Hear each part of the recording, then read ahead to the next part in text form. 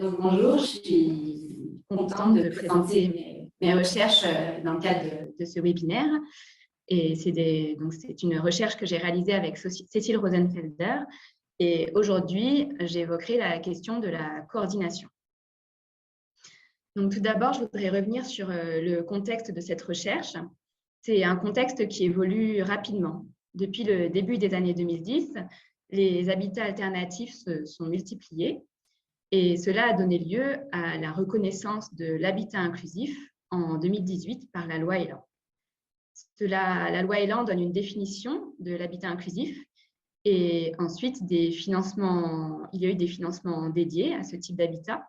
D'abord avec le forfait habitat inclusif distribué par les ARS, puis avec l'aide à la vie partagée distribuée par les conseils départementaux.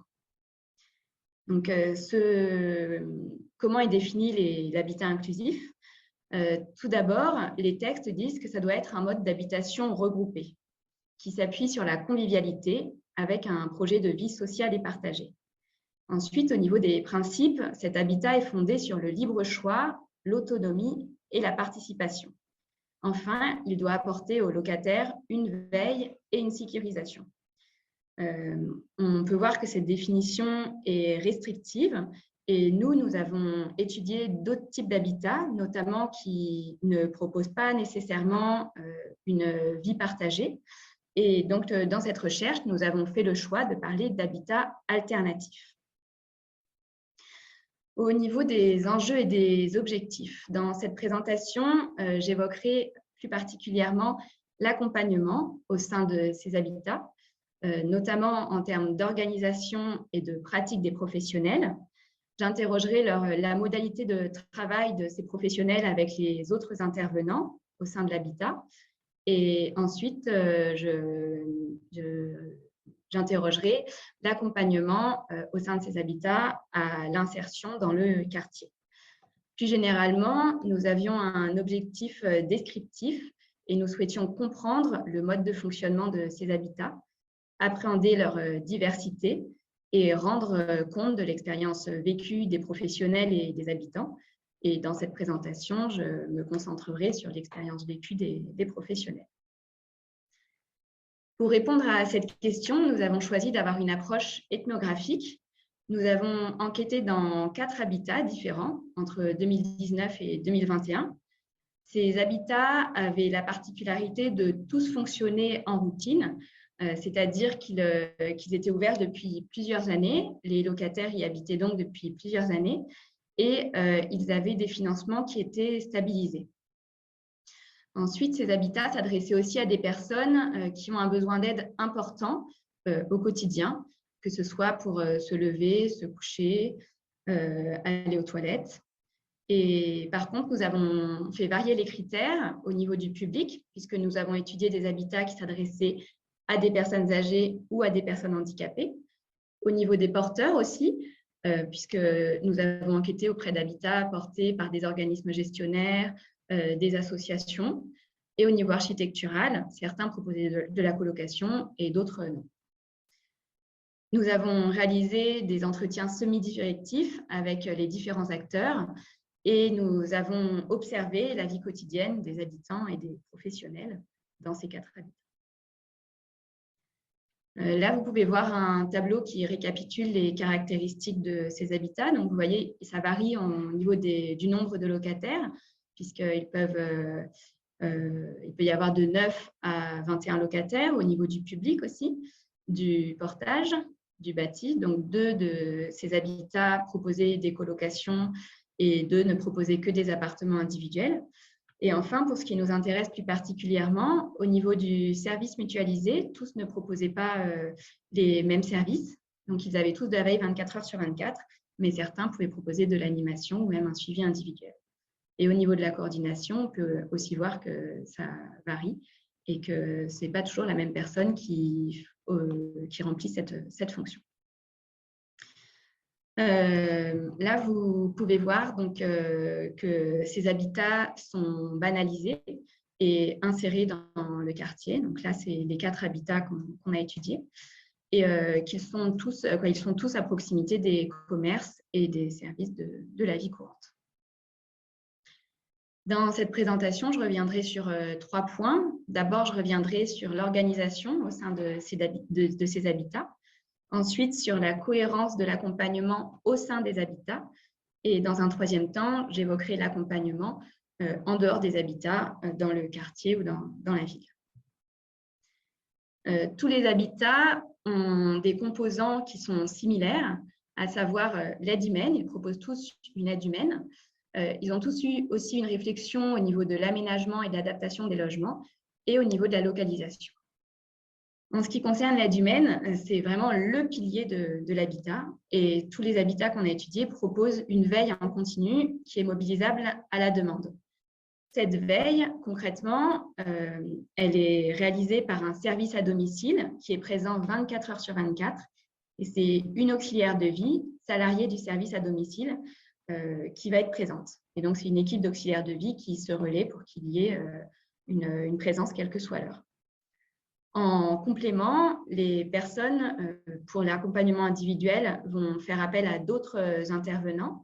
Ça peut être un autre service à domicile ou l'entourage familial, voire les proches aidants.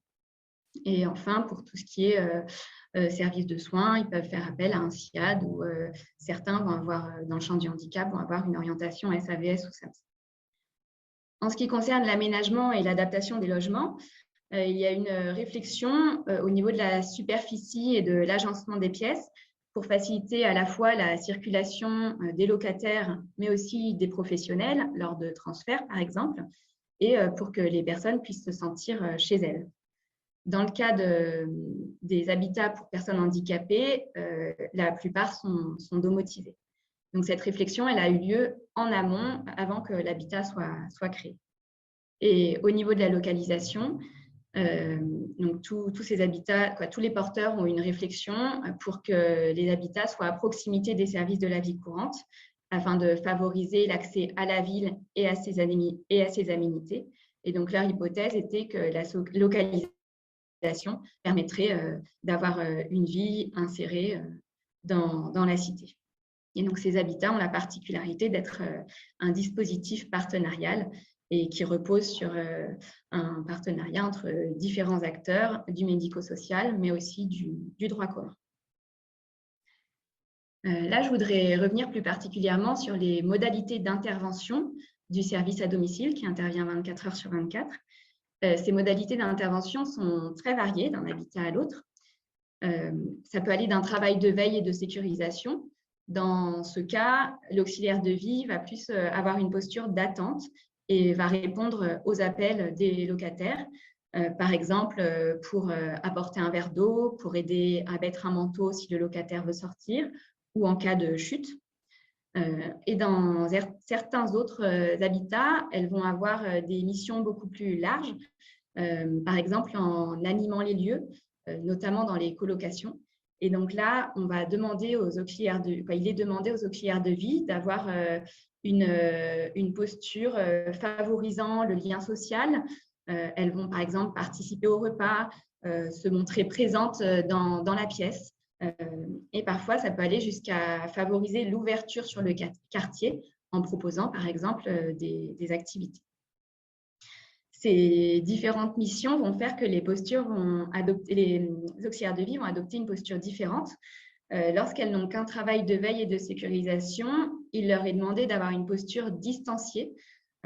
Et donc, cela pour favoriser l'intimité des locataires et pour ne pas être trop envahissante. Et à l'inverse, parfois, dans certains habitats, on va au contraire leur demander d'avoir une posture d'intimité, d'être présente, de prendre le temps de discuter avec les locataires, et cela notamment pour favoriser le lien social, mais aussi pour sécuriser les personnes. Dans tous les habitats, les auxiliaires de vie travaillent en équipe.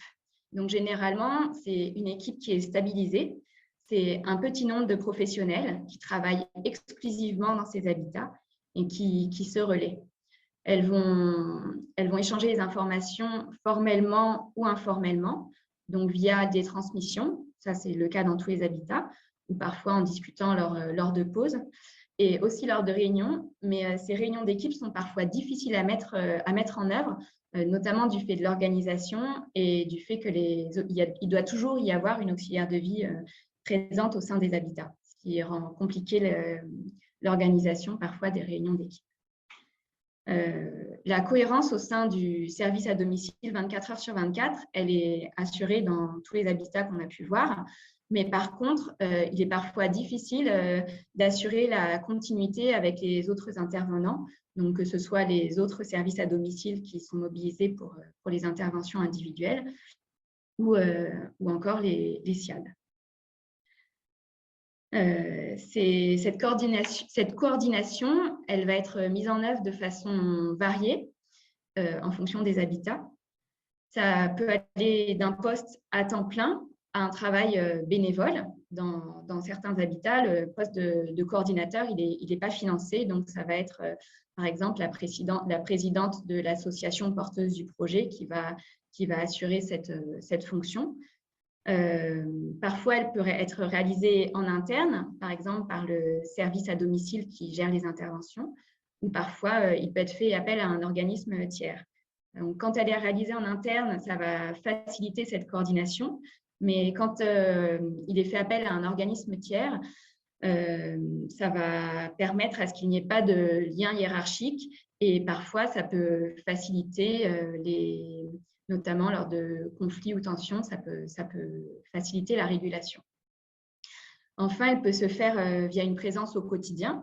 Donc, parfois, la personne qui coordonne va être présente toute la journée dans les lieux, donc souvent dans un local, donc une pièce de la colocation ou un appartement au sein d'un immeuble, et elle va pouvoir intervenir très rapidement. Et parfois, cette coordination, elle peut se faire à distance, donc là, avec des interventions ponctuelles en cas de demande ou de problème. Et donc, dans la plupart de ces habitats, il y a souvent un manque de formalisation concernant cette coordination qui peut nuire à la cohérence des interventions. Souvent, la coordination et la médiation sont imbriquées et cela à différents niveaux. Donc, pour ce qui concerne la coordination entre les différents intervenants, donc souvent le coordinateur va à la fois gérer les plannings ou les difficultés parfois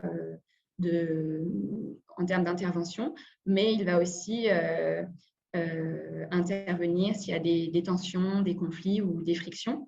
Et auprès des colocataires, c'est la même chose puisque la coordination peut se faire à différents niveaux, auprès des intervenants ou auprès des locataires. Et donc, dans certains habitats, il va y avoir un référent pour chaque locataire qui va être l'interlocuteur privilégié de ce locataire. Et puis, le coordinateur va souvent aussi réguler le vivre ensemble, que ça fasse partie de ses missions ou non. Ce que nous avons pu voir, c'est que cette coordination, elle est peu reconnue et souvent, elle est difficile à financer, notamment, donc, je vous ai parlé des financements, et donc l'aide à la vie partagée va permettre de travailler au niveau du vivre ensemble, mais ne va pas permettre de coordonner les interventions des services à domicile. Et donc, ce niveau de coordination est souvent difficile à financer. Et on a pu voir une autre difficulté, donc c'est souvent les cadres intermédiaires des services à domicile qui sont attendus au niveau de cette coordination, que ce soit dit ou non, vont avoir du mal à s'approprier cette mission, notamment parce que le mode d'intervention des auxiliaires de vie est, selon elles, très différent de ce qui peut être fait à domicile. Et comme je vous l'ai dit, c'est une très petite équipe. Donc, ça concerne très peu d'auxiliaires de vie parmi toute la masse d'auxiliaires de vie qu'elles ont à gérer. Et donc, ça peut leur poser des difficultés pour intervenir dans ces habitats. Maintenant, je voudrais plus vous parler d'ouverture à la ville. Donc, c'est un niveau de coordination qui est travaillé dans très peu d'habitats, ce niveau du territoire de proximité. Elle a été surtout travaillée dans un des habitats qu'on a observé et elle peut prendre différentes formes Par exemple, en montant des partenariats au sein du quartier avec des commerçants ou en sensibilisant le voisinage, notamment dans le cas du handicap. Mais souvent, ce niveau va être absent au sein des habitats, puisque beaucoup de porteurs en fait, font l'hypothèse que la localisation est suffisante pour que les personnes s'insèrent dans le quartier et donc n'ont pas nécessairement pensé cette coordination en amont du projet. Donc, il y a différentes façons d'organiser le lien social à l'échelle du quartier. Ça peut se faire par l'ouverture du lieu et des activités au voisinage ou en organisant des événements impliquant le quartier. Donc, par exemple, en portant la fête des voisins. Et dans un habitat, le coordinateur est aussi chargé d'avoir un accompagnement individuel vers le droit commun. Il va faciliter l'accès aux activités de droit commun. Donc, par exemple, en aidant les locataires à repérer les ressources du territoire ou en les accompagnant lors d'un premier rendez-vous, par exemple, dans une activité, par exemple le théâtre. Il peut aussi aider au repérage des itinéraires pour que le locataire puisse prendre des repères. Ce niveau de coordination permet de faciliter l'investissement du quartier par les locataires. C'est une mise en acte du principe d'inclusion, mais je voudrais insister sur le fait que ce niveau de coordination, il peut être vécu comme une intrusion par certains locataires. Et donc, elle est vraiment... il est nécessaire de réfléchir à ce niveau de coordination et à la façon dont elle doit être mise en œuvre. En conclusion, je voudrais revenir sur quelques points. Donc, ce travail de coordination, il est indispensable, il est nécessaire de réfléchir à la façon dont il doit être fait. C'est un nouveau mode d'exercice pour les services à domicile qui est parfois compliqué. Il est nécessaire d'articuler les différentes interventions au sein de l'habitat entre les différents intervenants, du médico-social ou non. Au sein de ces habitats, il peut être difficile de s'insérer dans le quartier pour les locataires. Et puis, je voudrais ouvrir sur plusieurs questions. Donc, à qui il est important de réfléchir, donc de savoir à qui incombe ce travail de coordination. Qu'est-ce qu'il recouvre exactement? Quels financements sont possibles, souhaitables? Comment l'inscrire sur le long terme?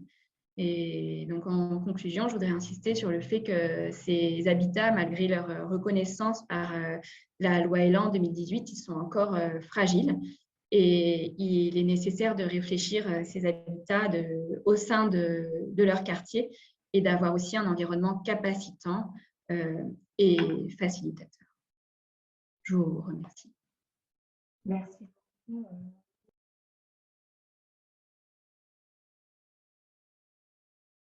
Nous allons maintenant passer à un temps de questions-réponses avec vous.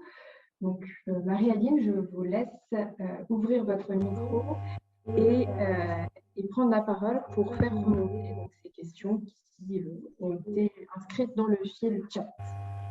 Bonjour à tous, est-ce que vous m'entendez bien? Un fort son, oui. Alors, nous avons plusieurs questions. Plusieurs questions concernent la question du financement sur plusieurs dimensions. Il y a une question sur les aménagements du logement en amont. Par qui c'est financé, en fait, les aménagements du logement en amont?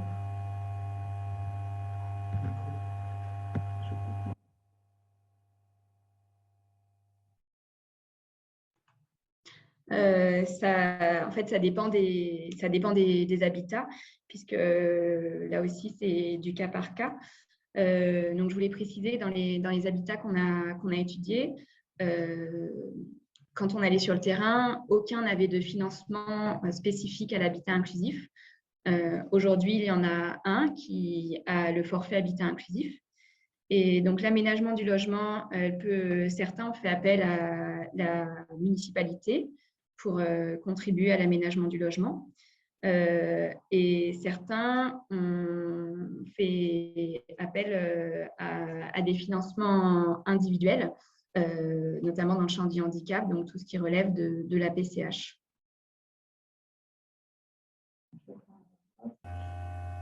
Donc nous avons aussi sur le financement la question donc de la veille 24 heures sur 24. Est-ce qu'il y a une obligation de mutualisation pour financer cette veille?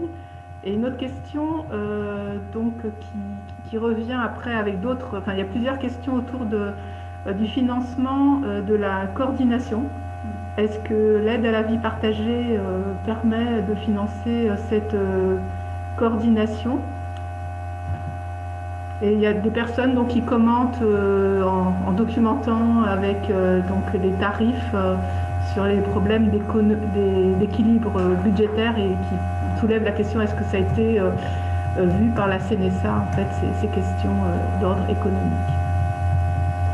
Pour ce qui concerne la veille 24 sur 24, elle n'est pas financée de la même façon dans le champ du handicap et des personnes âgées. Dans les 2 habitats qu'on a vus qui s'adressaient à des personnes handicapées, elle fonctionne via la mise en commun d'une partie de la PCH, ce qui est la partie au niveau de la sécurisation. Ça peut poser, donc pour ce qui concerne la veille 24 heures sur 24, les locataires sont donc invités, s'ils veulent bénéficier de la veille 24 heures sur 24, ils vont être obligés de faire appel à ce service qui fait la veille 24 heures sur 24. Dans certains habitats, ils vont être aussi fortement incités à faire appel à ce service pour l'accompagnement individuel, ce qui pose la question du choix de son service. Je pense que Cyril reviendra peut-être sur ce sujet, mais dans le champ du handicap, il y a aussi une question qui est ressortie. C'est qu'en fonction du handicap, les heures de PCH ne sont pas les mêmes. Et par exemple, on est allé sur un autre terrain, proposer des habitats à des personnes ayant un handicap moteur et à des personnes épileptiques. Et les personnes épileptiques mettaient moins au pot commun parce qu'elles avaient moins d'heures de PCH. Donc, ce financement, il se fait un peu au cas par cas. Et dans le cas des personnes âgées, ça va être souvent ce qu'on a appelé un forfait. Donc, en fait, ça va être une somme. Chaque locataire va devoir payer une somme. Il peut se servir de l'APA ou pas pour payer cette somme. Et donc, cette somme va permettre de financer la veille 24 heures sur 24. Et en ce qui concerne le financement de la coordination, donc, dans un des habitats, et celui qui a le plus réfléchi à cette question de la coordination, c'est en fait un organisme gestionnaire qui a fait le choix de financer cette coordination. L'aide à la vie partagée, elle va plus financer l'animation, le vivre ensemble. Après, parfois, il est difficile de savoir ce qui va relever de la coordination, de l'animation. C'est pas toujours... les frontières ne sont pas toujours très claires, mais officiellement, l'aide à la vie partagée, elle ne finance pas la coordination.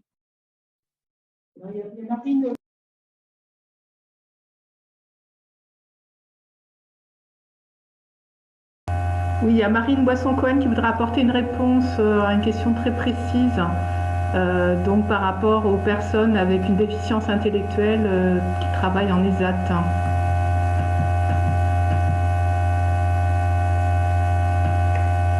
Oui, Marie-Aline, est-ce que vous m'entendez? Vous m'entendez? Écoutez, ce que je souhaitais faire, c'était plus générique que cela. Je voulais simplement vous mettre les liens, ce que je suis en train de faire dans la discussion sur l'ensemble, ou retrouver les informations sur les aides financières à l'ingénierie. Donc, je vais vous donner des liens pour retrouver ces éléments posément à plat en vous renvoyant sur notre site. Et je vais vous laisser dérouler sur les aspects recherche, parce que je rappelle qu'il y a un autre cadre auquel vous pouvez participer, c'est qu'il y a des webinaires sur là, je veux dire, vraiment la dimension ingénierie de l'habitat inclusif, qui sont aussi organisés par la CNSA, et notamment on y retrouve Tiffaine Mahé. Et vous avez aussi un guide, un cahier pédagogique de l'habitat inclusif, et je pense que ça sera un meilleur cadre pour le traiter. ces aspects, j'allais dire, vraiment tout à fait intéressants, mais d'informations sur lesquels je vais vous mettre des liens. Merci à vous. Merci Marine pour cette précision.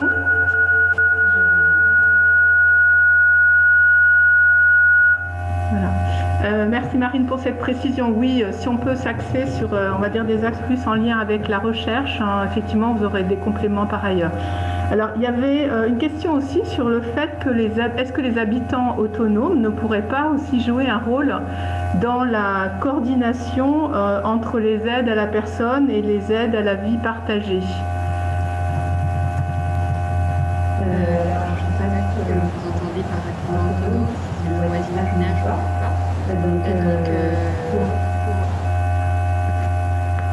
Pour rappel, nous, on a fait le choix de n'étudier que des habitats qui s'adressaient à des personnes qui avaient besoin d'aide au quotidien. Et donc, mais dans certains habitats, le voisinage peut faire alors pas fonction de coordination, mais en tout cas peuvent participer à la sécurisation. Par exemple, une locataire, dans un habitat, j'ai en tête une locataire qui faisait appel plus particulièrement à une voisine en qui elle avait confiance et qui préférait solliciter cette voisine plutôt qu'un professionnel parce qu'elle trouvait ça moins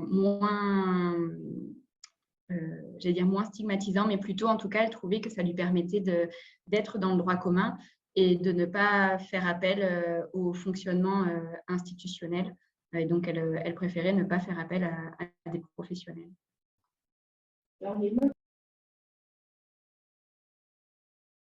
Inclusif pourrait est-ce qu'il pourrait être envisagé sans service à domicile mutualisé pour qu'on soit vraiment pleinement dans de l'inclusif? Qu'est-ce que ça... Alors, il y a des acteurs qui fonctionnent sans service à domicile mutualisé, mais souvent, ça va être dans le cas d'autres... Ils s'adressent à d'autres publics, donc des publics moins dépendants. Moi, c'est tout ce que je peux vous dire. Peut-être que Cyril pourra répondre. Il me fait non de la tête. Donc, je ne peux pas vous en dire beaucoup plus. Mais c'est sûr que c'est important de réfléchir à cette question de la mise en commun de prestations individuelles pour financer une veille 24 heures sur 24. Je pense qu'il y a beaucoup de... C'est important d'y réfléchir et peut-être de penser à d'autres solutions. Merci, on va être obligé d'arrêter là. Peut-être que je reprendrai certaines des questions qui sont là dans la deuxième série de questions tout à l'heure. Donc je redonne la parole. Donc c'est Cyril qui va intervenir maintenant. Cyril Desjeux, merci. Bonjour à tous. Merci beaucoup à l'EHESP et à la CNSA de me proposer de discuter le travail de Noémie et plus particulièrement merci à Noémie d'avoir pensé à moi. Peut-être pour rappeler le contexte d'où je parle, moi je suis donc le directeur scientifique d'Andéo. Andéo a été créé en 2007 par plusieurs associations dans le champ du handicap. Aujourd'hui, on compte 22 membres. L'objectif, ce n'est pas de vous relister tous les membres qui font partie d'Andéo, mais c'est d'avoir en tête que parmi ces membres, on a des associations qui représentent les personnes en situation de handicap et les proches aidants, et que ces associations, en étant dans le conseil d'administration d'Andéo, elles ont une voix décisionnaire, et cette voix décisionnaire, elle est d'autant plus importante qu'on est présidé par une association de famille, l'UNAFTC, qui est l'Union nationale des associations de familles de personnes traumatisées crâniennes et cérébralisées. Si ces associations ont souhaité se réunir à travers Andéo, c'est pour permettre aux personnes en situation de handicap, aux personnes âgées, aux pertes d'autonomie, aux proches aidants, de mieux vivre chez elles et dans la cité. Pour remplir cette mission d'inclusivité, Andéo déploie 3 axes de travail. On a un premier axe qui va concerner la production de connaissances. C'est l'axe dont je m'occupe et cette mission, elle est portée par Andéo Association. Ensuite, on a un deuxième axe qui concerne la qualité de service rendu aux personnes à travers le déploiement de labels et certifications CAP Andéo. Là, ça va être un deuxième organisme qui va porter cette mission et cet organisme, il s'appelle Andéo Service. Donc, on a Andéo Association, Andéo Service, et on a un troisième axe qui concerne le renforcement des compétences via de la formation, de la sensibilisation et de l'accompagnement à l'ingénierie de projet. Cette mission, elle est portée par Andéo Solutions, qui est donc le troisième organisme qui compose le groupe Andéo. Quel que soit l'axe de travail retenu, que ce soit connaissance, qualité de service ou compétences, Andéo déploie une méthodologie qui se veut participative, c'est-à-dire qu'Andéo va associer les personnes concernées, leurs proches aidants, les professionnels qui les accompagnent, les institutions que représentent ces différents acteurs, les pouvoirs publics et, dans le cas notamment de la production de connaissances, des chercheurs. L'enjeu de cette participation, c'est vraiment d'arriver à croiser des savoirs qui sont différemment situés pour arriver à produire une connaissance agrégée de ces différents savoirs, mais également une connaissance qui sera métissée par ces différents savoirs. Aujourd'hui, Andéo a déployé plusieurs recherches-actions ayant pour but d'aborder la thématique des habitats inclusifs. Le terme de recherche-action ici vient qualifier une méthode de recherche particulière dont plusieurs d'entre vous connaissent bien en tout cas la substance. C'est qu'en plus d'être dans une construction de connaissances qui va être participative, l'objectif de ces recherches-actions, c'est également de trouver des leviers d'action qui vont pouvoir agir sur le social. Il ne s'agit donc pas de produire de la connaissance pour produire de la connaissance, mais d'essayer de renforcer le pouvoir d'agir des personnes. Et en ce sens, ces recherches, elles s'inscrivent également dans des dynamiques émancipatoires. Donc, c'est vraiment important d'avoir en tête que dans les travaux qui sont réalisés au niveau production de connaissances, on est à la fois dans du participatif, dans de l'action et dans de l'émancipatoire. Dans ce contexte, Andéo a réalisé plusieurs travaux sur l'habitat inclusif. Et dans les principaux que je peux citer, on a une étude qui était sur les coopérations entre SAD et SAVES-SAMSA qui comprenait 4 habitats inclusifs, qu'on appelait à l'époque plutôt habitat regroupé ou partagé, mais que je remets sous la terminologie d'habitat inclusif. Par la suite, on a également mis en place un groupe de réflexion qu'on avait appelé Consortium sur la thématique de la qualité du service rendu dans ces habitats en 2018, qui portait plus spécifiquement sur comment les SAD vont travailler dans ces habitats. Et enfin, actuellement, on est en train de travailler avec le dispositif Habitat Côté Court de Vivre et Devenir sur les SAD qui sont porteurs ou coporteurs de projets d'habitat inclusif. Ce travail, il est important à mentionner, il est intéressant parce que, en fait, le fait d'être porteur ou coporteur de ces projets peut rendre plus lisible l'intervention des SAD en termes notamment de management et de coopération. Là, à l'état du stade du travail, on peut faire l'hypothèse que les difficultés d'ailleurs que Noémie, tu peux décrire dans ton rapport, dépendent du degré d'implication du SAD au moment de l'élaboration du projet, au moment de la base. Et si le SAD il est utilisé comme simple prestataire, c'était dans une approche très fonctionnaliste, et on le voit dans certains des extraits que tu donnes, il est probable que l'habitat inclusif va augmenter sa complexité d'organisation. Alors que si le SAD il est pensé en amont du projet comme copartenaire ou comme porteur, il est probable qu'on arrive à avoir une meilleure lecture, en tout cas, des modes de coopération. L'autre aspect sur la manière de vivre l'habitat comme un défi managérial, il découle aussi de la capacité du service à penser d'autres formes de management. Et là, je crois que c'est important, notamment quand on voit les difficultés que les managers peuvent avoir sur les autres modèles qui peuvent être mobilisés, de type organisation apprenante ou l'entreprise dite libérée, ou le modèle Board Dog, qu'on a retraduit en équipe autonome en France et qui pourraient être en tout cas des éléments d'éclairage et sans doute des ressources pour ces services qui se retrouvent en difficulté pour manager ces petites équipes. Et c'est un peu une question en creux d'ailleurs. Ces différents travaux de Andéo, ils recoupent et ils se distinguent de la présentation que tu viens de faire. Alors, je ne vais pas reprendre toutes les distinctions qu'il y a, mais une distinction qui est importante et qui a d'ailleurs été un peu suggérée dans le chat, hein, c'est notamment sur la question du public, entre ceux qui ont pu être travaillés dans le cadre de ce travail et les publics que nous, on a pu rencontrer dans les études d'Andéo. Parce que moi, les habitats que j'ai pu croiser, ils concernent prioritairement des personnes handicapées. Ça, c'est le premier point. Et des handicaps qui vont être liés à des altérations des fonctions mentales, psychiques et ou cognitives, ce qui peut être par exemple de l'autisme, du handicap psychique, des lésions cérébrales acquises. Et ça, ce point-là, je pense qu'il est important à prendre en compte. Et c'est sur ce point-là que je propose d'insister. Parce que la différence de public, elle peut amener par exemple à penser autrement la manière d'appréhender l'autonomie, dans la manière en tout cas dont ça peut être présenté. Alors je pense notamment au rapport, parce que tu as peu insisté là sur la présentation, mais ça pourrait être intéressant que tu y reviennes, parce que pour les personnes avec une déficience motrice ou sensorielle, le lien entre déficience et impact sur l'environnement, c'est quelque chose qui est relativement clairement dissocié. Alors que pour les handicaps avec des altérations des fonctions mentales, psychiques ou cognitives, il y a vraiment un entremêlement entre la déficience et l'impact qu'il pourra y avoir sur l'environnement. La déficience étant elle-même génératrice d'une mise en retrait de la personne, avec des risques de repli, d'isolement, d'autostigmatisation, de dépression, qui entremêlent ces deux composantes. Et cette différence de public, elle transparaît aussi dans la manière dont les AVS peuvent être considérés par certains des locataires, notamment, on a l'impression, à travers notamment la formule que tu utilises de prothèse fonctionnelle, que les AVS, elles sont un peu chosifiées par ces publics-là.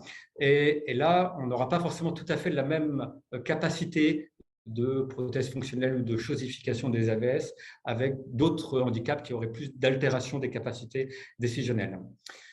Cette question de l'autonomie, elle m'évoquait aussi sur le travail de Jeannette Paul, qui était sur la toilette en santé mentale, et je me demandais si tu avais pu explorer un peu plus différentes manières de finalement soutenir l'autonomie des personnes dans ces habitats-là.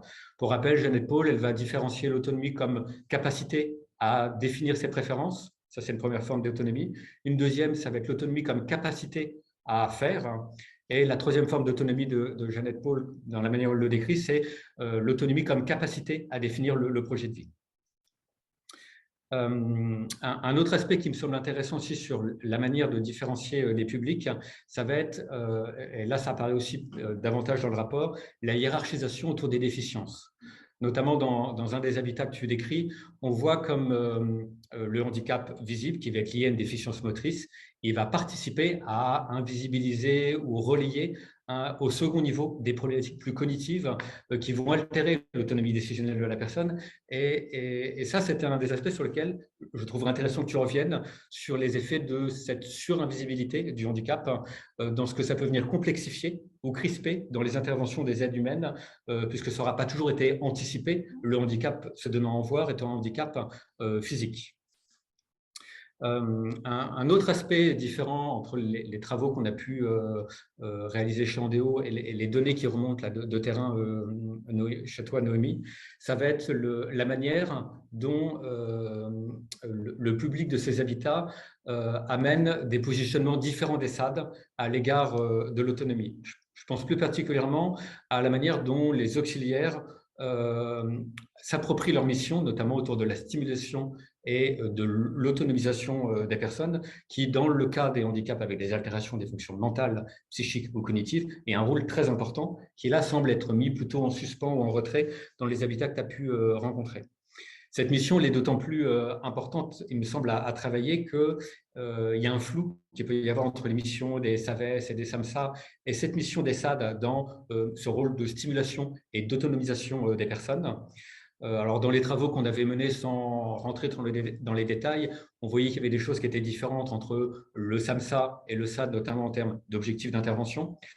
Puisque les SAMSA ont principalement cette fonction d'ailleurs d'autonomisation, là où les SAD peuvent être à la fois sur de l'autonomisation ou de la compensation, qui sera sur le plus long terme. Il va y avoir des différences aussi en termes de professionnels intervenants, les professionnels des SAMSA ou des SAVS étant très différents en termes d'équipes pluridisciplinaires que ceux des SAD, même si on peut retrouver d'autres professionnels que des auxiliaires de vie. D'une manière générale, c'est des aides à domicile qu'on va retrouver dans ces services-là. Le positionnement entre un SAVS et un SAMSA est également différent.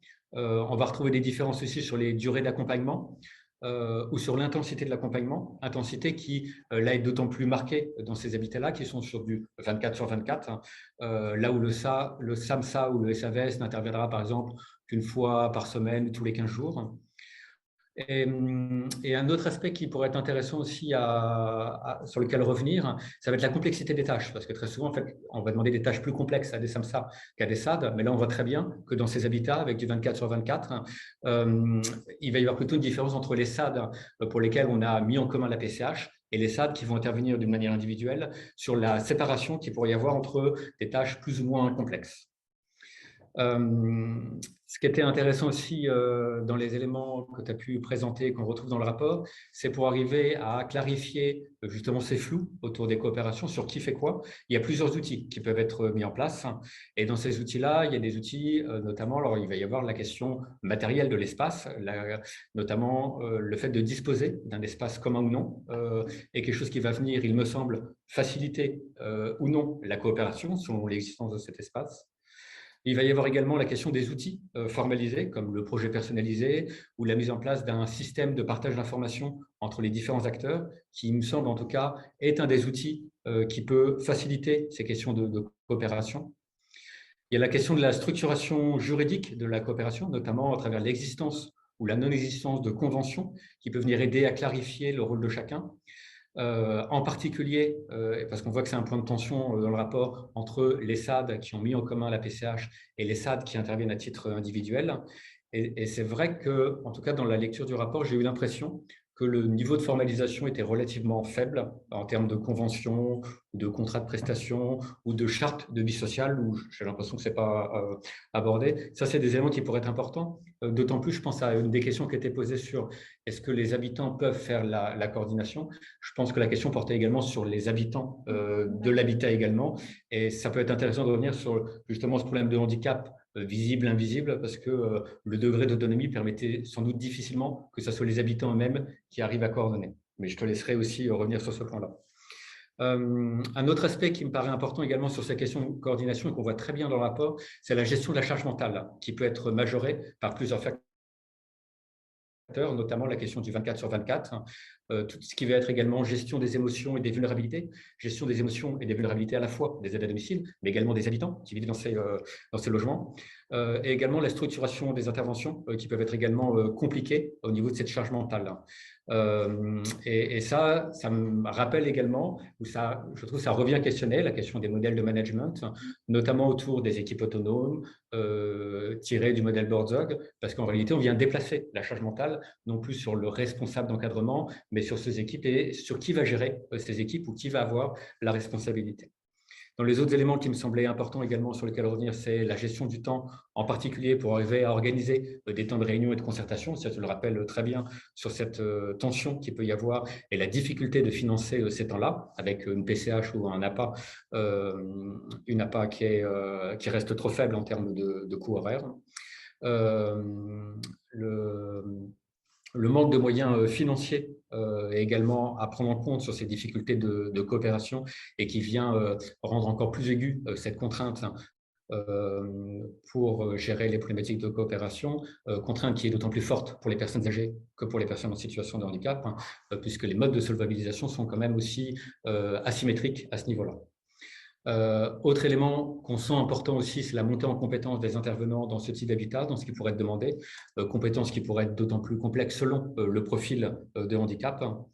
Un des éléments qui était vraiment très important, je trouvais dans le rapport, c'est tout le travail des émotions et sur les émotions qui est fait. Et là, vraiment, je crois que cet élément-là, il est important à souligner pour les services d'aide et d'accompagnement à domicile, parce que c'est une compétence qui est encore difficilement valorisée dans les émotions, notamment à cause de ce glissement de frontières qu'il peut y avoir entre la posture professionnelle et des postures plus intimes. Et un des points sur lesquels je trouverais intéressant que tu reviennes également, c'est sur la question de la volonté de travailler ensemble, parce que sur ce point, on a l'impression que ces professionnels, ceux que tu as rencontrés, en tout cas, ils sont plutôt volontaires. On le voit d'autant plus dans ceux qui vont mettre en place des temps de prendre sur leur temps personnel, être un peu bénévoles pour assurer la continuité de service. Mais on sait aussi qu'une partie de ces intervenantes, elles n'ont pas toute la vocation, elles font parfois ce travail par défaut. Et je trouve que ça aurait été intéressant de voir si tu pouvais revenir là-dessus. Et enfin, pour conclure, un point que je trouverais encore intéressant à creuser, c'est justement sur cette posture professionnelle que je mentionnais tout à l'heure, peut-être une différence à faire entre la posture professionnelle, qui va être l'attitude à l'égard de l'autre, à différencier de la relation à l'autre, qui peut mélanger justement un registre professionnel, familial, militant, émotionnel. Et cette relation, c'est ce qui va permettre justement d'établir la relation et le lien de confiance, d'écoute, d'empathie qui est demandé. Là où la posture, elle invoque davantage, il me semble, ce qui va permettre de respecter un certain cadre d'emploi. Et donc, qui sont deux dimensions qui mériteraient peut-être d'être différenciées pour arriver à résoudre cette tension qui est présente dans le care, dont tu parles très clairement dans le rapport et qui n'a, je ne crois, pas été mentionné à l'oral, qui est une, en tout cas, des dimensions sur lesquelles il y aurait sans doute quelque chose à creuser pour arriver à faire en sorte que ces intervenants arrivent finalement à concilier à la fois cette posture et cette relation qui leur est demandée. Je vous remercie. Merci beaucoup, Cyril Desjeux, pour votre intervention et pour ces nombreuses questions posées aussi à Noémie. Je vous propose qu'on entende maintenant Angélique Giacomini, que Noémie, tu retiennes les questions de Cyril et que tu répondes à certaines des questions posées et qui seront peut-être posées aussi par Angélique Giacomini. Juste après ces deux interventions-là, et qu'ensuite, on passe un temps de questions-réponses avec les participants. Donc, Angélique, je vous laisse la parole. Merci beaucoup, merci à toutes et à tous de m'accueillir pour cette session extrêmement intéressante. Donc, je suis Angélique Giacomini, je suis déléguée générale adjointe du réseau francophone des villes amies des aînés. Donc juste pour resituer, on est une association qui est affiliée à l'Organisation mondiale de la santé, qui regroupe aujourd'hui à peu près 220 adhérents, donc majoritairement des collectivités territoriales en France. Donc ce qui représente à peu près 17 millions d'habitants qui vivent sur des territoires amis des aînés en France. C'est des collectivités qui sont engagées pour changer le regard sur le vieillissement et changer la manière de construire les politiques locales pour mieux les adapter finalement au gros défi démographique qui est le nôtre. Donc, il y a plusieurs piliers à cette démarche-là, celui de la consultation des aînés, j'y reviendrai pendant cette présentation, celui également de la transversalité des politiques publiques qui fait directement écho à cette question de l'habitat, et celui de la lutte contre l'agisme, donc contre la stigmatisation et contre les discriminations liées à l'âge. Il y a 8 thématiques principales autour desquels on travaille dans les villes amies des aînés, sous l'impulsion de l'Organisation mondiale de la santé, qui avait déjà identifié ces 8 thématiques qui portent à la fois sur l'environnement social et sur l'environnement bâti, et puis qui a été creusé par le réseau francophone, en particulier sur la partie française. Donc sur ces 8 thèmes, on a à la fois de l'environnement social, comme la participation citoyenne, la culture, le lien social, par exemple, mais aussi l'environnement bâti, avec en particulier les transports et la mobilité, les espaces extérieurs et bâtiments, et l'habitat. Je resitue parce que du coup, l'habitat, pour nous, c'est vraiment une des thématiques parmi d'autres sur lesquelles les collectivités doivent porter une attention particulière pour améliorer le territoire au bénéfice de la qualité de vie des aînés et au profit de l'ensemble des générations. Donc voilà, simplement aussi petite parenthèse, pour nous l'année 2021 a été l'année vraiment sur laquelle on a énormément creusé ces sujets de l'habitat au réseau. Donc on a eu la chance d'organiser un colloque sur ce thème à Saint-Étienne, dont vous pourrez retrouver les replays si ça vous intéresse sur notre chaîne YouTube. Et on a aussi publié un ouvrage avec le roi Merlin Source où on creuse là aussi ce sujet. Il y a plusieurs éléments sur lesquels je souhaiterais rebondir par rapport aux interventions très intéressantes qui ont eu lieu juste avant. Alors moi, du coup, je vais me positionner vraiment uniquement sur le sujet du vieillissement et de la longévité. Donc, déjà, par exemple, juste un petit sujet autour des métiers du grand âge, j'ai envie de dire, un petit peu en général, qui soit sur l'habitat inclusif en particulier ou de façon plus large. Ce n'est pas le cœur de travail du réseau, vous l'aurez compris. Nous, on ne travaille pas sur les politiques d'autonomie ou du grand âge, mais vraiment sur les politiques de l'âge et d'accompagnement de ce changement de paradigme qu'est l'augmentation de l'espérance de vie au XXIe siècle. Mais pour autant, il y a une ou deux choses qui sont importantes pour nous. La première chose, c'est que je vous ai dit qu'on était très vigilants sur la question de la lutte contre l'agisme et du changement de regard en fait, qui est porté sur le vieillissement. Et j'ai trouvé que c'était très intéressant ce que disait Noémie sur le temps de questions-réponses, par rapport au fait que certains préféraient être accompagnés par des voisins, entre guillemets, parce que c'est moins stigmatisant. Et pour nous, il y a un véritable enjeu sur ces sujets-là. Je vais faire écho à quelque chose qu'on a noté pendant la période de confinement sur une ville amie des aînés en particulier, dans laquelle le CCAS était missionné pour lutter contre l'isolement des aînés pendant cette période, pour appeler les personnes de 75 ans ou plus du territoire. Voilà, il le faisait bien. Mais les bibliothèques de la ville ont aussi pris le parti de dire, voilà, les bibliothécaires vont appeler les personnes âgées qui ont l'habitude de fréquenter la bibliothèque dans ce quartier pour échanger avec elles et savoir si elles vont bien. Et en fait, on s'est aperçu que les bibliothécaires avaient des retours beaucoup plus intéressants parce que l'appel n'était pas du tout dans le même sens. Ce n'était pas un appel à un bénéficiaire ou à un usager à qui on disait parce que vous êtes vieux, le service action sociale va se soucier de vous et vérifier que vous n'avez pas besoin d'une aide. Et c'était beaucoup moins stigmatisant d'être contacté par un bibliothécaire qui venait juste prendre des nouvelles, y compris dans une dimension, une forme de gratuité de la relation et de réciprocité très naturelle, qui fait qu'on est appelé parce qu'on est citoyen, parce qu'on est acteur, parce qu'on est habitant de son quartier, et pas juste parce qu'on est vieux. Je crois que sur le rôle et la fonction de ces accompagnateurs, accompagnatrices de l'habitat inclusif, c'est quelque chose de très important. On n'aura pas la même relation et les mêmes choses qui se passeront entre une professionnelle qui vit sur place, qui a aussi une relation de voisinage avec les personnes âgées et avec qui il va se construire effectivement une forme d'intimité et de relation, qu'avec l'aide à domicile qui vient très ponctuellement finalement et qui vient faire sa mission sur le temps qui lui est dédié de manière plus mécanique. Il y a vraiment quelque chose pour nous en tout cas de fondamental. Donc, être un habitant, être un voisin, être un citoyen avant d'être une personne âgée, avant d'être un usager, avant d'être un bénéficiaire, je crois qu'il y a vraiment quelque chose d'important là-dedans. Et puis aussi, juste une petite parenthèse sur la place des familles. Sur le sujet de l'institutionnalisation, que ce soit quand on parle d'établissement de personnes âgées, résidence autonomie ou EHPAD, mais aussi je pense que la question peut se poser sur l'habitat inclusif. Des fois, les familles ont l'impression de donner leur vieux à l'institution et de ne plus vraiment avoir de place dans leur vie quotidienne et dans leur accompagnement.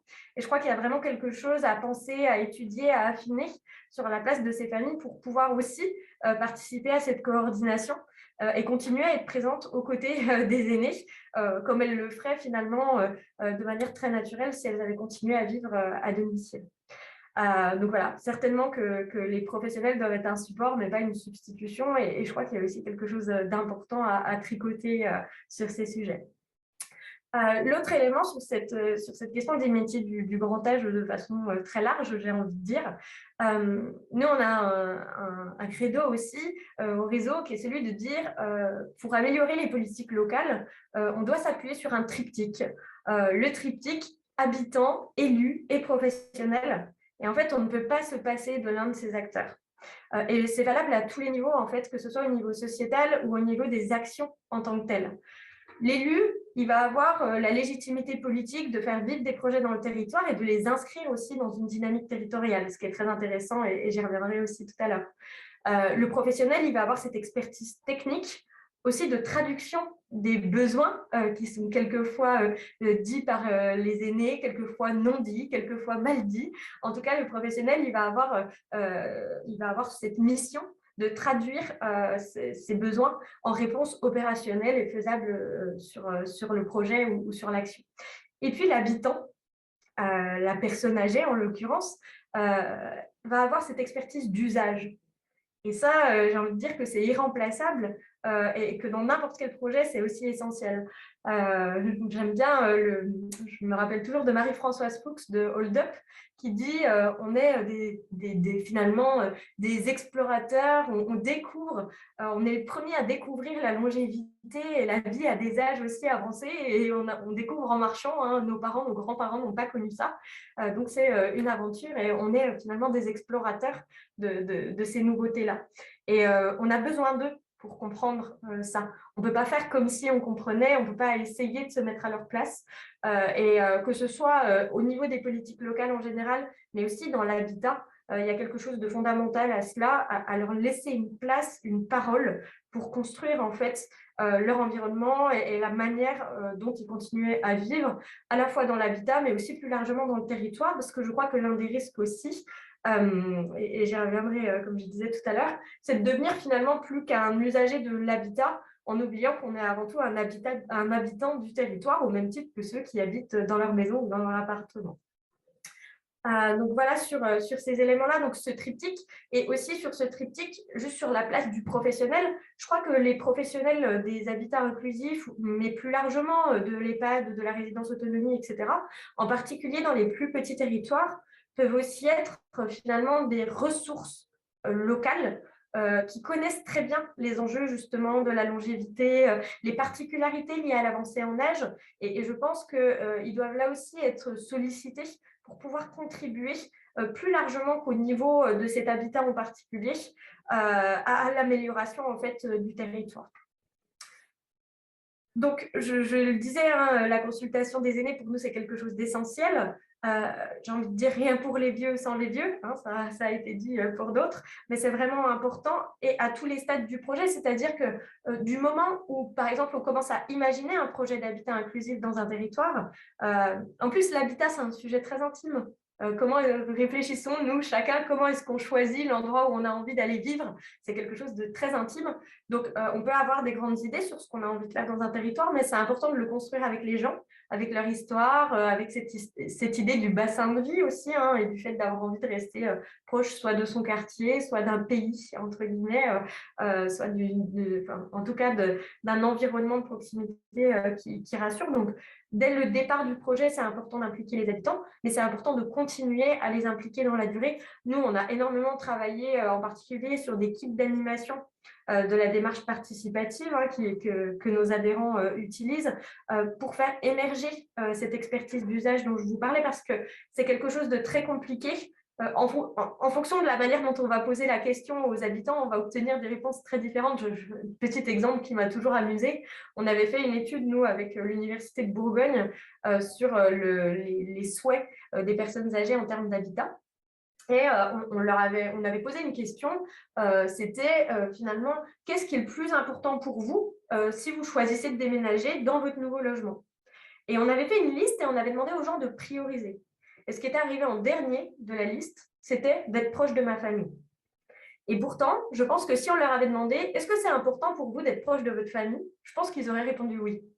Donc, vous voyez qu'en fonction de la manière dont on pose la question, on s'aperçoit que tout peut être très relatif et que dans les réponses qu'on apporte, on peut aussi se tromper. Donc, il y a vraiment une vigilance et une attention particulière à avoir, aussi pour ne pas être dans un rapport de revendication où les habitants sont simplement toujours en train de revendiquer et de demander des choses, mais dans une forme de coopération où ensemble, on arrive à construire des choses et où les habitants peuvent être pleinement conscients aussi de ce qu'il est possible de mettre en place et de ce qu'il n'est pas possible de mettre en place pour mille et une raisons. Donc, il y a vraiment un travail intéressant à tisser. Et ce que je voulais dire aussi, c'est que l'animation, c'est un métier. Et là aussi, c'est fondamental dans le choix des personnes qu'on va choisir pour accompagner un habitat inclusif. C'est que si on choisit une aide-soignante ou si on choisit une animatrice, on n'impulse pas la même dynamique dans l'habitat. Donc, c'est aussi des sujets qui sont importants à creuser. Peut-être d'ailleurs que c'est dans la complémentarité que se trouve la clé. Mais en tout cas, c'est vraiment quelque chose qu'il faut avoir en tête. Moi, je pense en particulier au GAG, hein, qui est le groupement des animateurs en gérontologie, qui essaye vraiment justement d'accompagner et de montrer les compétences en animation sur ces sujets qui sont fondamentales et on ne peut pas remplacer simplement les métiers les uns par les autres. Donc, il y a une vigilance à avoir sans hiérarchiser, sans mettre en concurrence, mais simplement en se rendant bien compte que ce n'est pas la même chose. Un dernier gros point pour moi, c'est vraiment celui de l'ouverture sur le territoire qui est essentiel, qui a été abordé un petit peu rapidement et qui pour nous est au cœur de la dynamique. Donc, bien sûr, il y a un prérequis hein, sur la situation géographique qui est d'ailleurs intégré hein, au cahier des charges de l'habitat inclusif. On ne fait plus des habitats pour personnes âgées dans les zones industrielles où personne ne veut aller. Hein, ce n'est pas l'idée. L'idée, c'est vraiment d'être en cœur de bourg, en cœur de ville, à proximité des commerces et des services. C'est un prérequis qui est indispensable pour ouvrir l'habitat sur le territoire. Ensuite, je crois qu'il y a un véritable intérêt qui se déploie de plus en plus, et une vraie innovation, une imagination vraiment très chouette autour des tiers-lieux, qui, à mon avis, peut se décliner aussi sur l'habitat inclusif.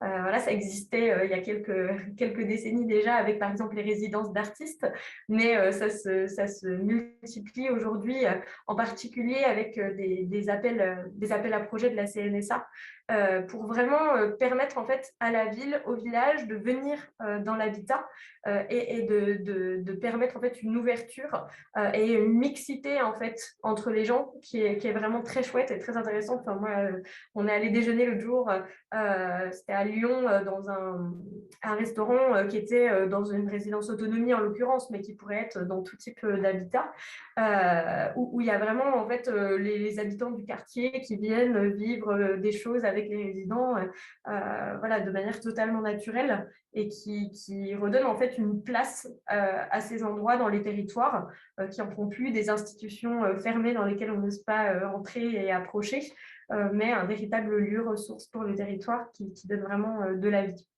Et puis, l'autre chose qui me semble importante sur l'ouverture sur le territoire, c'est vraiment le sujet des espaces extérieurs qui entourent l'habitat. C'est comment est-ce qu'on pense la mobilité piétonne ou pas, pour créer en fait de la porosité entre l'habitat et le reste du territoire. Est-ce qu'il y a des structures de repos? Est-ce qu'il y a un physioparc? Est-ce qu'il y a des parcs et jardins qui donnent envie en fait aux gens de venir vivre des choses ensemble, etc. Ça, c'est vraiment des choses essentielles. Et j'en profite du coup pour vous dire que le réseau francophone a lancé en décembre dernier le fonds d'appui pour les territoires innovants seniors. Alors, je voyais dans le fil chat tout à l'heure un petit message qui disait « Si vous êtes petite ville de demain, allez vers l'AMI Habitat Inclusif de PVD. Si vous n'êtes pas petite ville de demain, venez vers le fonds d'appui pour des territoires innovants seniors. Et que vous soyez petite ville de demain ou non, vous pouvez venir vers le fonds d'appui pour d'autres sujets, y compris cette question, par exemple, des aménagements extérieurs et du lien, en fait, avec le territoire et tout un tas d'autres sujets, en particulier sur l'ingénierie en amont de la construction de ces types d'habitats. Donc, n'hésitez pas à revenir vers le réseau. Je ne vais pas décliner ça ici aujourd'hui, ce n'est pas le lieu, mais je sais qu'il y a malgré tout beaucoup de collectivités qui nous écoutent. Donc, n'hésitez pas à me solliciter en direct sur ces sujets-là. Donc, voilà, et juste pour conclure, redire quand même que l'habitat inclusif, c'est un cadre très intéressant qui a été posé, mais qui doit s'inscrire en fait dans cette idée du parcours résidentiel. Et effectivement, il y a l'habitat inclusif, mais il y a aussi tous les autres habitats alternatifs qui vont de la coloc intergénérationnelle à des choses qui des fois sont proches de l'habitat inclusif, mais qui ne rentrent pas tout à fait dans les cases. Je pense des fois, par exemple, à des projets où il y a plus d'habitants que ce que prévoit l'habitat inclusif, qui peuvent poser question. Et je crois que l'une des clés, c'est celle de la diversité de l'offre en fait, qu'on propose, parce que les aînés eux-mêmes ont des modes de vie, des envies, des besoins, des états de santé extrêmement diversifiés, et que pour répondre à toute cette diversité, il faut aussi être dans une offre et une gamme de choix suffisante dans les territoires. Merci. Merci beaucoup, Angélique Giacomini, pour votre présentation. Alors, je propose qu'on passe directement aux questions du public.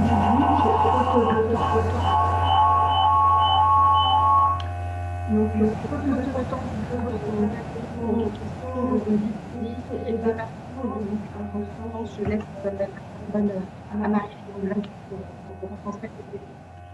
Oui, alors, il y avait déjà une première question très pratique, c'est pour avoir accès au kit d'animation de la ville aimée des aînés et des aidants. Donc, j'ai vu que ça avait été présenté lors de webinaires récents, mais voilà, comment est-ce qu'il faut faire? Est-ce qu'il faut vous contacter? Oui, je vais nous contacter. Alors, les kits d'animation sont réservés aux adhérents du réseau. On en fera une démonstration exceptionnelle sur le congrès du réseau qui a lieu les 6 et 7 juillet prochains à Dijon. Mais normalement, c'est réservé plutôt aux adhérents du réseau.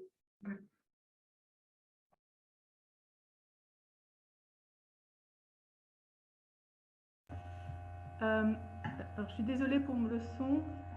Une autre question plus générale qui avait été posée, c'est sur les difficultés que peuvent rencontrer les personnes pour vraiment être inclus dans l'environnement. Enfin, quelles sont les principales difficultés? Donc c'est peut-être à la fois Noémie et puis peut-être Angélique qui peuvent répondre. Enfin, et comment est-ce que, voilà, quels sont on va dire, vous avez déjà évoqué pas mal de solutions, mais peut-être, voilà, comment est-ce que vous prenez en compte, donc selon les territoires, la manière d'agir des acteurs pour pouvoir remédier à ces obstacles. Comment je fais quelque chose de très bref, Noémie, je vous laisse la parole.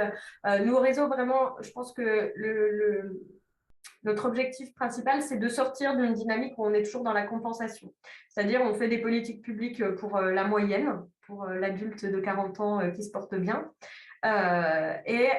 Si on n'est pas dans les clous, on fait des dispositifs à la marge.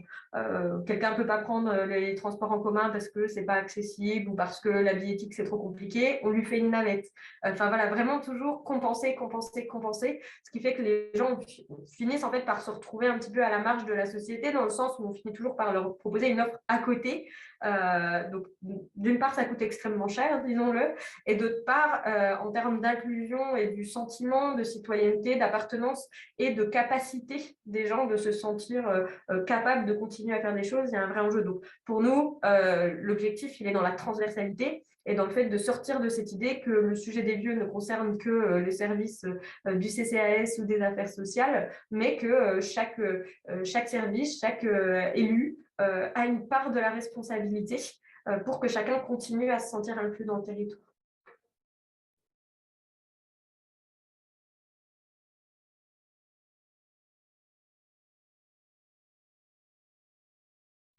Pour Cyril Desjeux, je vais avoir deux questions. La première, c'est qu'est-ce que vous pensez de la manière on va dire, d'impliquer les services à domicile dans des projets en amont d'habitat inclusif?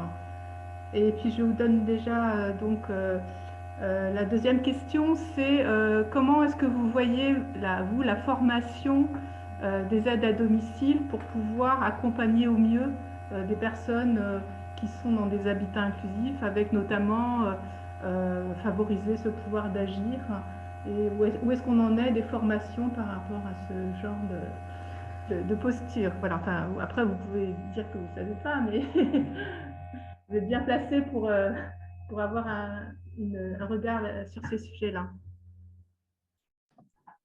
Alors, sur la question des services à domicile et de l'importance de les impliquer en amont, je reviens sur le travail que je mentionnais au début et qui est fait avec le dispositif Côté Court Vivre et Devenir.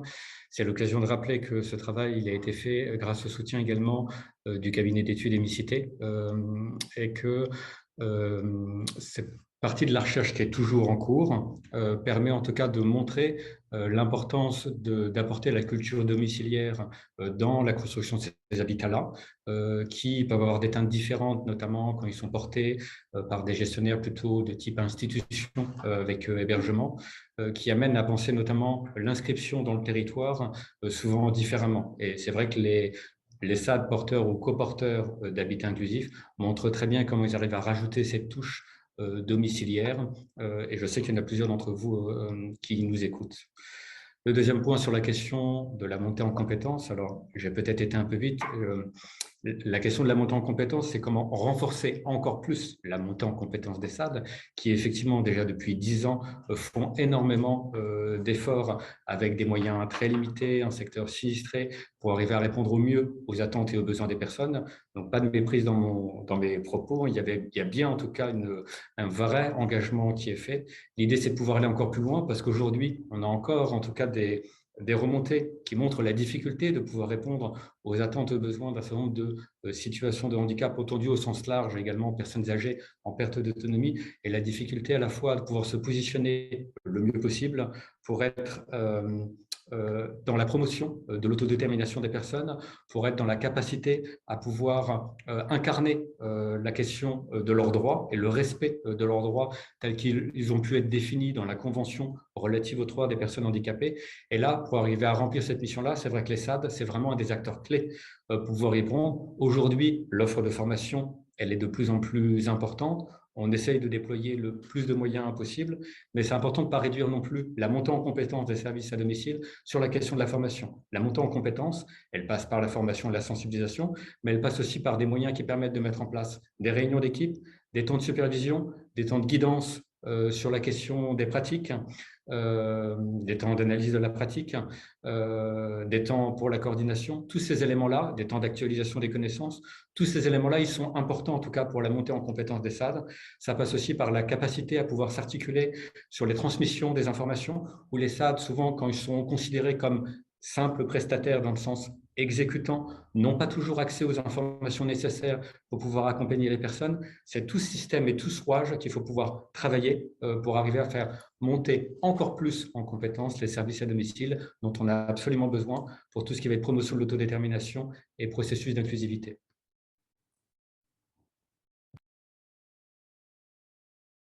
Merci beaucoup pour cette réponse complète et très claire. Moi, il y avait une question qui avait été soulevée tout à l'heure, sur laquelle on n'a pas pu répondre, qui était, on va dire, du rôle respectif, on va dire, d'aide d'auxiliaire de vie, on va dire, classique, hein, par rapport à celles donc, qui sont, on va dire, mutualisées, donc rattachées à l'habitat inclusif. Peut-être, Noémie, tu peux répondre sur ce point? Oui, c'est une vraie question. Ce n'est pas toujours défini de la même façon en fonction des habitats. Et il peut y avoir des zones de flottement, voire des superpositions, puisque, comme je vous ai décrit, le travail des auxiliaires de vie mutualisés, il peut être assez varié. Et donc, ce n'est pas toujours travaillé. Et parfois, ça peut engendrer des tensions entre ces deux auxiliaires de vie classique et auxiliaires de vie mutualisés, notamment parce que ce n'est pas toujours défini de façon claire au sein des habitats, mais du coup, ça peut introduire du flou aussi pour les locataires, qui mobiliser à quel moment, quel acte relève du service à domicile classique ou du service à domicile mutualisé, mais ça peut aussi introduire du flou auprès des professionnels, quand est-ce que leur intervention est légitime ou pas. Et donc, c'est pas toujours très clair et ça dépend des habitats. Merci. Encore une question, à savoir s'il y aurait des initiatives locales qui auraient permis on va dire, de revaloriser le travail des aides à domicile, leurs conditions d'intervention, voire leur salaire. Est-ce qu'à votre connaissance, il existe voilà, des territoires, des départements qui auraient un peu plus travaillé sur ce sujet? Peut-être sur la question de la valorisation quand même des aides à domicile, tout ce qui est démarche qualité, et vous le savez de ma position, les certifications qu'on déploie, en particulier dans le secteur des services à la personne, sont des certifications qui sont exigeantes, engageantes, et qui sont un marqueur en tout cas de valorisation du travail que les aides à domicile peuvent faire, et là de l'ensemble des professionnels qui travaillent dans ces services. Parce qu'on a les intervenantes, mais on a aussi tous les responsables d'encadrement qui sont souvent des métiers qu'on voit en seconde ligne et qui sont fondamentales si on veut permettre en tout cas une qualité le plus adaptée. Après, en termes de départements qui ont pu avoir des valorisations ou des expérimentations à ce niveau-là, dans le cadre des démarches qualité, vous avez plusieurs départements qui valorisent notamment les services qui sont engagés dans des démarches qualité, dont la démarche de certification Capandéo.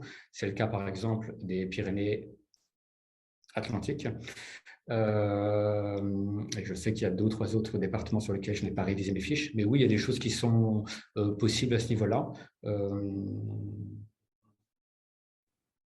Oui, voilà pour les quelques éléments de réponse. Donc, il y a une rectification d'une question sur, on va dire, des formations pour les habitants, pour les aider à pouvoir développer leur pouvoir d'agir. Est-ce qu'il existe des choses par rapport à ça? Moi, j'ai plus entendu parler d'accompagnement des professionnels à leur permettre d'avoir un pouvoir d'agir plus important. Il y a le dernier rapport PIFTO avec sur les métiers du psychosocial et du social qui donc va tout à fait dans ce sens-là. mais je ne sais pas s'il y a des formations en tant que telles pour des habitants. Donc, par rapport à ça. Je pense sur ce sujet, Sur ce point-là, il y a de la… Ah bah pardon, Angélique. Vraiment en une seconde, hein, mais c'est peut-être pas de la formation en tant que telle, mais il y a certainement une forme d'éducation populaire qui permet le pouvoir d'agir et la compréhension des enjeux sur lesquels on sollicite les aînés. Alors moi, sur la question des vieux, je vous disais tout à l'heure, rien pour les vieux sans les vieux. Le risque, c'est de faire venir typiquement sur des colloques des personnes âgées pour dire j'ai une caution et j'ai mis un vieux sur mon plateau, alors qu'il n'a pas grand-chose à raconter. Et ça, il n'y a rien de pire. C'est-à-dire qu'il ne faut pas prendre les gens pour des idiots.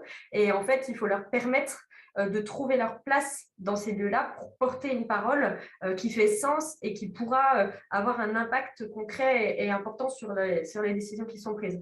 Et pour ça, typiquement, nous, dans les villes amies des aînés, par exemple, on a énormément d'endroits où on a des conseils des aînés ou des choses comme ça, et où les personnes âgées qui y participent peuvent solliciter des interventions d'experts ou autres pour pouvoir mieux comprendre les enjeux de ces sujets, être accompagnés pour pouvoir donner un avis plus éclairé en fait sur leur quotidien et des idées de solutions à apporter qui soient possibles en fait. Mais il est clair que plus on donne la possibilité aux gens de comprendre les choses, mieux ils pourront se positionner. Et typiquement, je vous disais qu'on fait notre congrès là, les 6 et 7 juillet, nous on permet aux villes de venir avec 3 retraités gratuitement pour que ces retraités ils puissent participer au débat, entendre les conférences, les ateliers, au même titre que les élus et les professionnels, avec une autre écoute, avec d'autres choses qui les marqueront, avec d'autres questions aussi, mais qui leur permettront de rentrer avec les élus et les professionnels dans leur commune et de pouvoir continuer à avancer ensemble et à cheminer ensemble. Merci. Alors, il y a quelques témoignages dans le chat aussi et dans les questions-réponses. Moi, je voulais juste ajouter, pour avoir été assez proche, vous avez parlé tout à l'heure, Angélique, de Marie-Françoise Fuchs, l'association Hold Up, même si c'est des personnes qui sont tout à fait autonomes, on va dire, propose des ateliers qui permettent justement aux personnes de prendre une position dans la société, d'être dans ce pouvoir d'agir.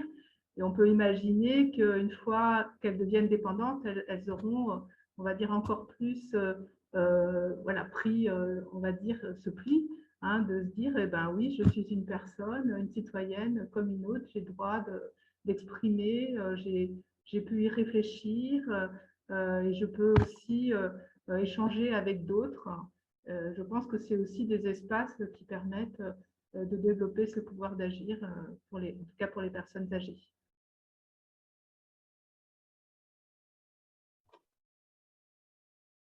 Bon, eh bien, il est temps pour nous de clore ce 5e rendez-vous de la recherche sur l'autonomie et de clore également la valorisation sur l'ensemble de ce programme de recherche de HESP. Sachez que le rapport final va être présenté prochainement à la CNSA et que donc, vous pourrez retrouver le compte rendu de ces travaux, donc à la fois du travail de sur les habitats inclusifs, mais aussi la recherche de Marie-Aline Bloch sur les dispositifs d'appui à la coordination, les DAC, mais également une autre recherche sur l'importation du modèle Burzorg, donc des équipes, ce qu'on a appelé les équipes autonomes, donc réalisées par Odessa Ptidanian et Paola Cristofalo. Donc ce travail va être remis prochainement, donc je vous invite à rester connectés pour avoir accès à ce rapport final. Et donc, je termine en vous remerciant tous chaleureusement pour vos présentations respectives. Donc, merci Noémie Rapinot pour votre présentation, pour la présentation de votre recherche. Merci à Cyril Desjeux et Angélique Giacomini pour leur intervention, discussion autour de ce sujet. Et comme à l'accoutumée, je termine en remerciant toutes les personnes que vous n'avez pas vues à l'écran, mais qui, malgré tout, ont rendu ce rendez-vous possible. Donc, merci à Marie-Hélène Plounsek pour l'aide apportée. Plouzinek, pardon, j'écorche votre nom. Et merci donc au service de communication de l'EHESP, mais aussi de la CNSA pour leur travail de diffusion d'informations. Et merci également aux vélotypistes de Voxa Direct. Voilà, merci aux différentes personnes qui ont permis cette retranscription. Vous pouvez retrouver donc le programme des prochains webinaires qui maintenant vont avoir lieu en octobre et en novembre donc sur le site de la CNSA. Donc le prochain aura lieu très précisément le 6 octobre. Donc c'est Léa Toulmont, qui est chercheuse à l'IPP, l'Institut des politiques publiques, qui nous présentera son travail de projection statistique démographique sur la population des aidants de personnes âgées en perte d'autonomie, l'objectif étant de penser le modèle du virage de filière qui repose largement sur l'aide des proches et des aidants. Donc, n'oubliez pas également que la captation vidéo des 3 premiers rendez-vous est déjà en ligne, que le suivant ne va pas tarder et que celui-ci également ne va pas tarder à être mis en ligne sur la chaîne Dailymotion de la CNSA. Et donc, je vous souhaite une très bonne après-midi et je vous dis à très bientôt dans ces rendez-vous de la recherche sur l'autonomie. Voilà, je termine là-dessus. Merci à vous pour votre présence et votre participation.